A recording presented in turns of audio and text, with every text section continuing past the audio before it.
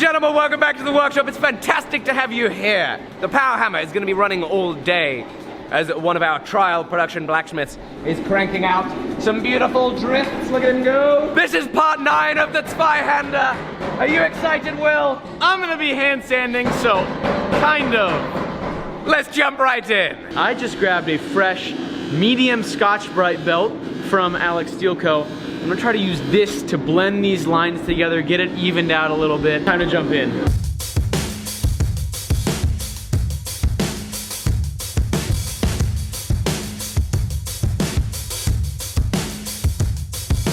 So I'm going to try to do a little bit of hand sanding. As you guys know, we're at a medium surface conditioning belt finish on here, and it would be really nice if I could move to just hand sanding off of this. I'm gonna start off with some 220. If we're not getting very far, I'm gonna go back to the belts and try to refine the grits and make it a little bit easier to hand sand. If it does all right, we'll stay on this and see how it does. Hopefully Rhino Wet will have the power to push through some of these deep scratches. We're gonna find out.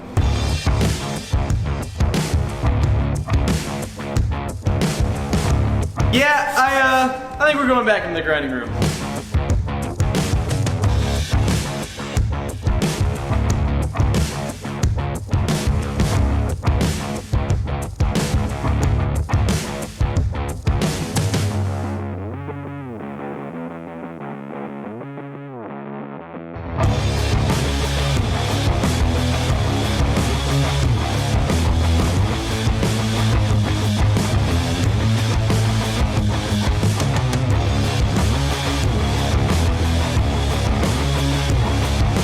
Okay, we're gonna try again now that we've got this at a 180 grit finish.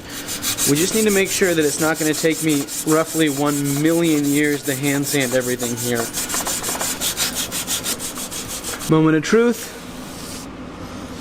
Yeah, I think we can work with that. We'll have to start off at 180 or at 220 grit and work our way on up to 400.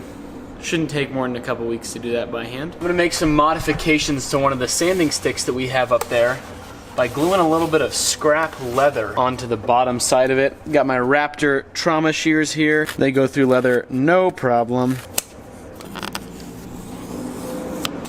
So I'm just gonna break the edges with this little edge breaker tool that I definitely know the name of. I'm not forgetting the name of it right now because I know the name. And now we're just going to super glue. Okay, so the reason that we did that is now I can get into these little scallops in here a lot easier without having to worry about the hard backing, just kind of tearing things up and ruining the sandpaper faster than it needs to be ruined. Just kind of gives it a little bit of cushion. It's gonna help me get nicer lines faster.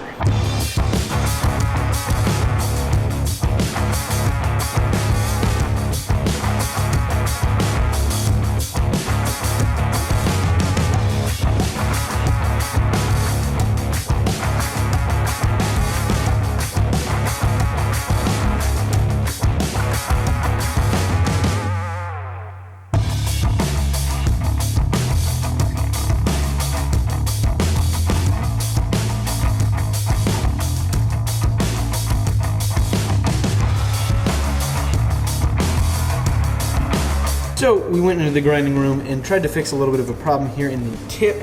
Now we got it quite a bit better. It'll still require a little bit of hand sanding to get that center facet exactly where we want it, but it's looking a lot better. Same with just kind of thinning out some of these areas that need to be thinned out. Pretty happy with how it's looking. I'm just gonna keep on trucking with all this hand sanding.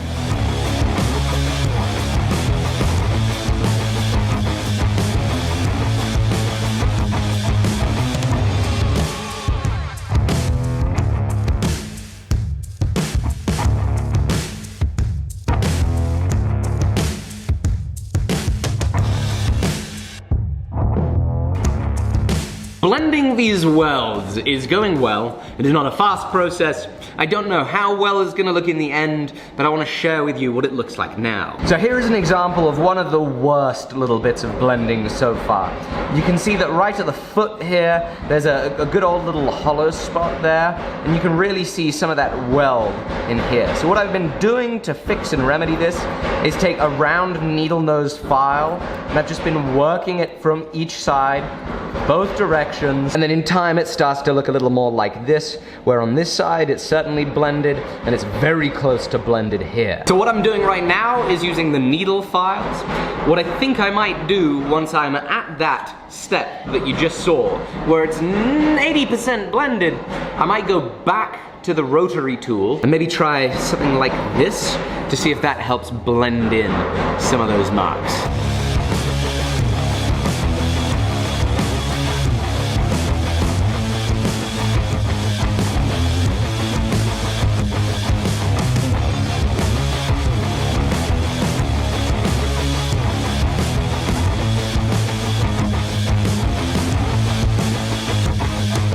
Right, I've got it cleaned up to the point that I think it's now time to throw it back in the forge and build up some scale on the polished areas and see how well that looks compared to the rest of the forged and oxidized surfaces. Okie dokie, in we go! It's in the forge, and it's looking beautiful. It's been in there a while. Let's see what it looks like. Well, it definitely looks very crusty. Very, very crusty. So I pulled it out of the forge, and what I'm gonna do now is wire brush it by hand. I am a little nervous that it's still gonna be too shiny in here, so we might need to heat it up again. A little bit of this, though, is gonna let us know exactly what we need to do. It definitely still needs some more oxidation. It's definitely a little too shiny in there. So this time, I'm gonna try one of the Paragon heat treating ovens. Okay, and while that heats up, I think we'd quite like to see what Will has been up to. Hand sanding.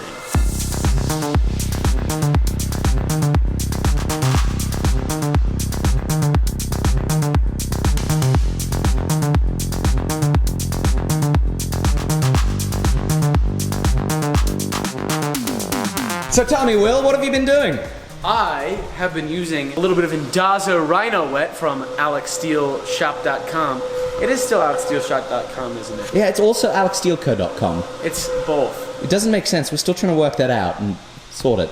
Either way, I've been using a little bit of 220 grit Rhino Wet to hand sand on the flambearers. A little blood, sweat, and tears into this bad boy.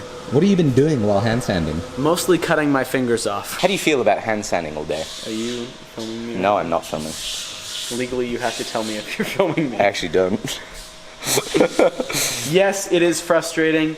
Generally, I can grind a blade to the point where I can start hand sanding at 600 or 400 grit, and it takes me 10-15 minutes to hand sand a chef's knife. But I've been at this for a couple hours now. A couple hours?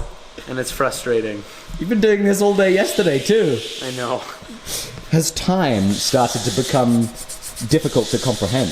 Time isn't real anymore. There's only hand sanding. This would be so much easier to do if this blade was straight. But we have these scallops in here, and I have to get in here with this soft back sanding stick and sand out these tiny little lines that have really dug themselves in pretty good back here. And I have to do that on both sides in every scallop. So that's a total of 17 times 300. 4. It's definitely 300. It's definitely not 68. It's certainly 300. But we're getting there, moving along.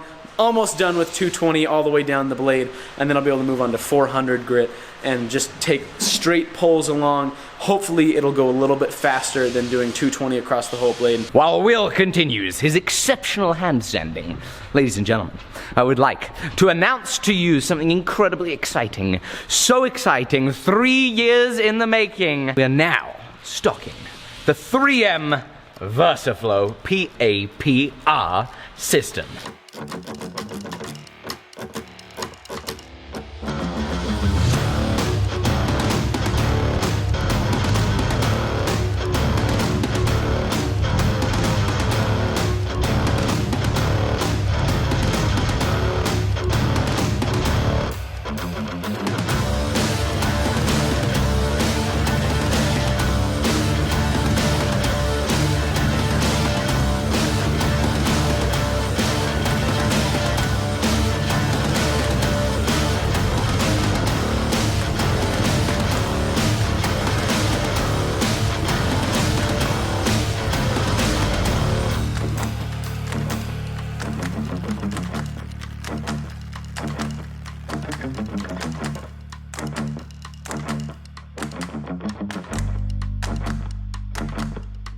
Thank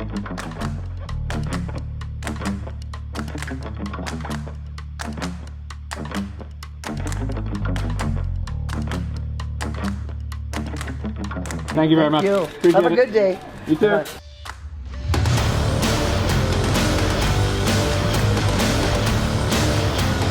Welcome to Wendy's. What can I get started for you? Could I get a large fries, please? Ladies and gentlemen, the 3M VersaFlow PAPR system is just unmatched in its comfort, its protection, its wearability. It is just utterly fantastic. That's why I love it. That's why I'm so thrilled that we're now selling it. With a lightweight helmet, integrated earmuffs, a face shield. The belt pack here is battery powered. It's just battery powered? Hey, hold on, they're lithium. The fan draws air through those filters, pumps it through this tube, and you can then direct the air however you want, giving you cool, fresh air while you work. This thing is amazing. And I'm so excited that we're now able to offer my absolute favorite piece of personal protective equipment for sale on our website. So I sincerely hope that you go check it out. If you want to upgrade to something like this, you're going to be really thrilled that you did. Okay, back to the actual work, folks. Let's see how the guard is doing after it's been in the oven. Alrighty, let's see if it's any different after a little trip in the oven. Oh, that looks good. That looks amazing. Much, much better. Much more even scaling and oxidation. I like that. Doesn't that look better? I didn't see it before. Trust me, it looks way better. I don't believe him. Also, how was hand sanding? Looks like hand sanding was fun.